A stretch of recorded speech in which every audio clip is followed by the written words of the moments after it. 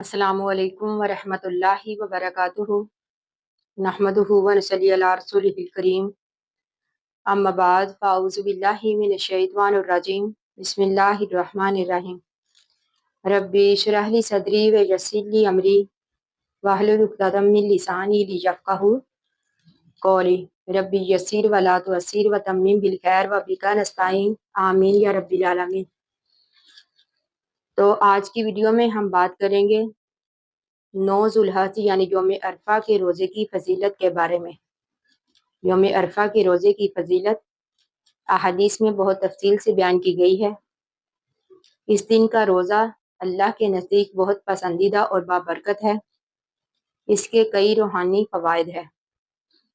तो वीडियो बनाने का मकसद भी यही है कि हम इस दिन अल्लाह ताला की रहमतें समेटें, अपने लिए मग़फ़िरत की दुआएं करें, अपने गुनाहों की माफ़ी मांगे। तो आइए हम बात करते हैं इस दिन के रोज़े की फजीलत के बारे में। हदीस में है, हज़रत अबू क़तादा रज़ियल्लाहु तआला अन्हु रिवायत करते हैं कि मैंने नबी अकरम सल्लल्लाहु अलैहि वसल्लम से सुना कि आपने फरमाया कि मैं उम्मीद करता हूँ कि यौम अरफा का रोज़ा जो है ये पिछले साल और अगले साल के गुनाहों का कफ़ारा बनेगा। यानी यौम अरफा का रोज़ा जो है 2 साल के गुनाहों का कफ़ारा है, सगीरा गुनाहों का।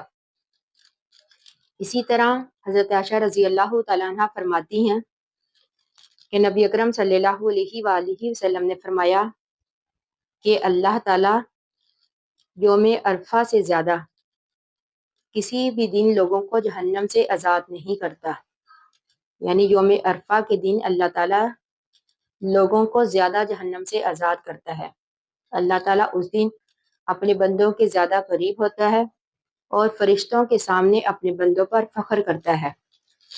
तो इसी तरह हज़रत अब्दुल्ला बिन उमर रज़ियल्लाहु तआला अन्हु से रवायत है कि नबी अकरम सल्लल्लाहु अलैहि वसल्लम ने फरमाया कि यौम अरफा सबसे बेहतरीन दिन है।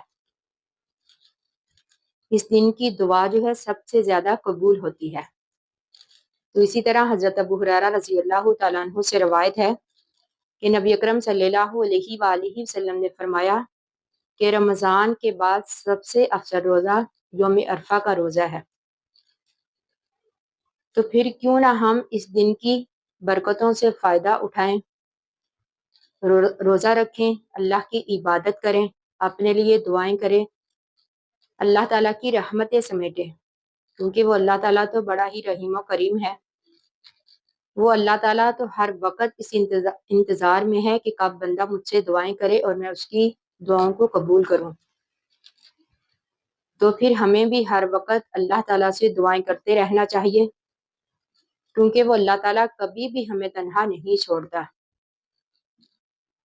तो आइए हम कोशिश करते हैं कि हम इस दिन की बरकतों से फ़ायदा उठाएं, अल्लाह ताला का कुर्ब हासिल करें, अपने गुनाहों की माफ़ी मांगे। तो अल्लाह ताला से दुआ है कि अल्लाह ताला हमें दुनिया और आखिरत की भलाई अता करे।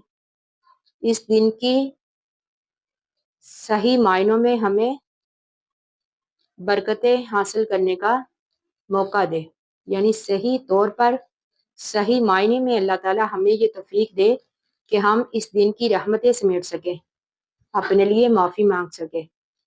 आखिर दावाना अनिल हम्दुलिल्लाहि रब्बिल आलमीन। अस्सलामु अलैकुम व रहमतुल्लाहि व बरकातुहू।